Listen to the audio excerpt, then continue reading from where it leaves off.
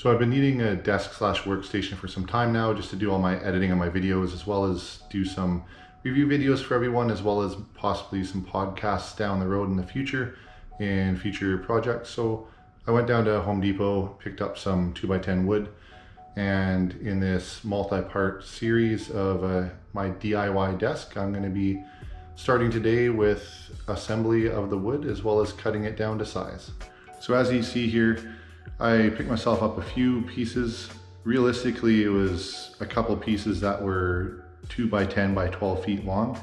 I got cut down to size just because I have a small garage at my place, which is part of this video on how to do a DIY desk in a non-setup, I guess you'd call it, workshop.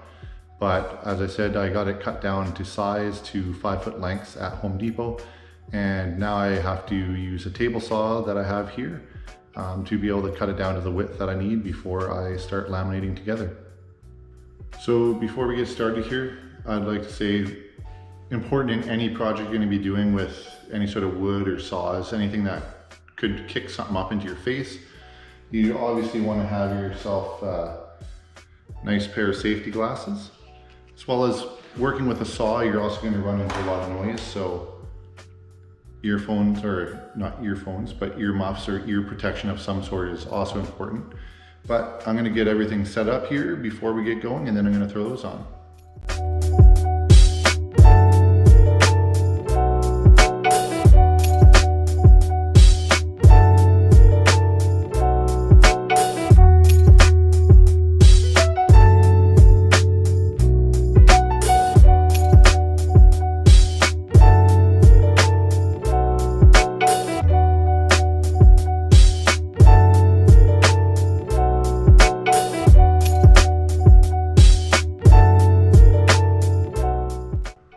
So I got all my wood cut up.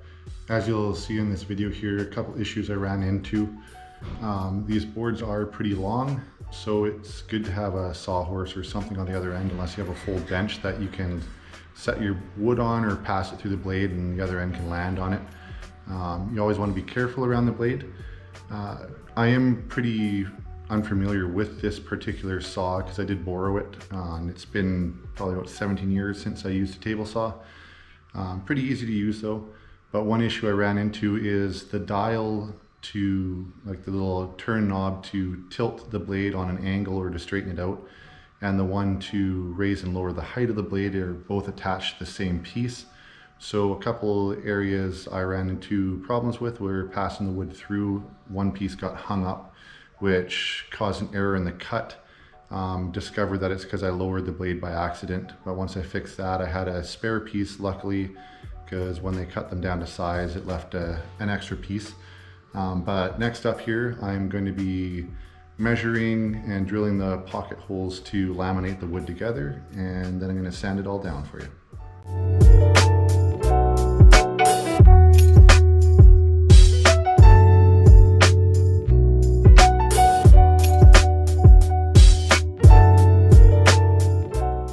So I got all the lines marked out as far as where I want to drill my pocket holes.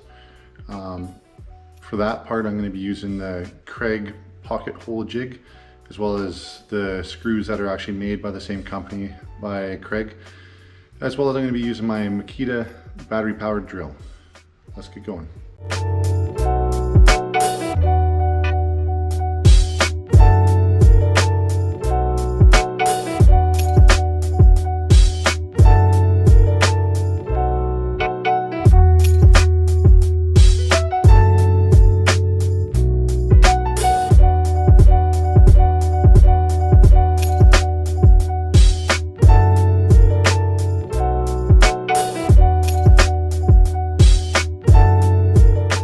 So I got all the holes drilled now. It took me a little bit of time.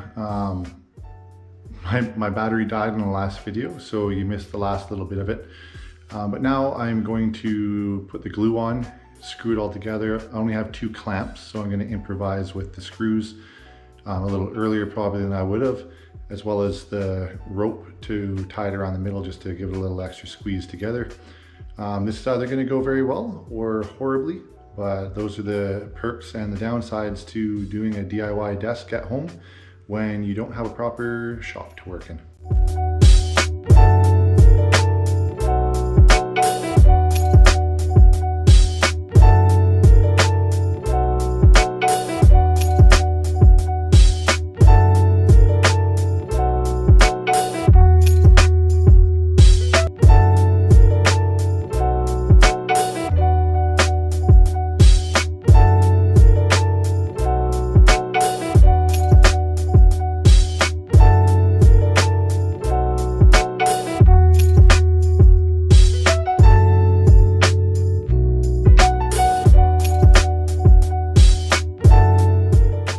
So I got all the wood pieces laminated together with some wood glue as well as screws.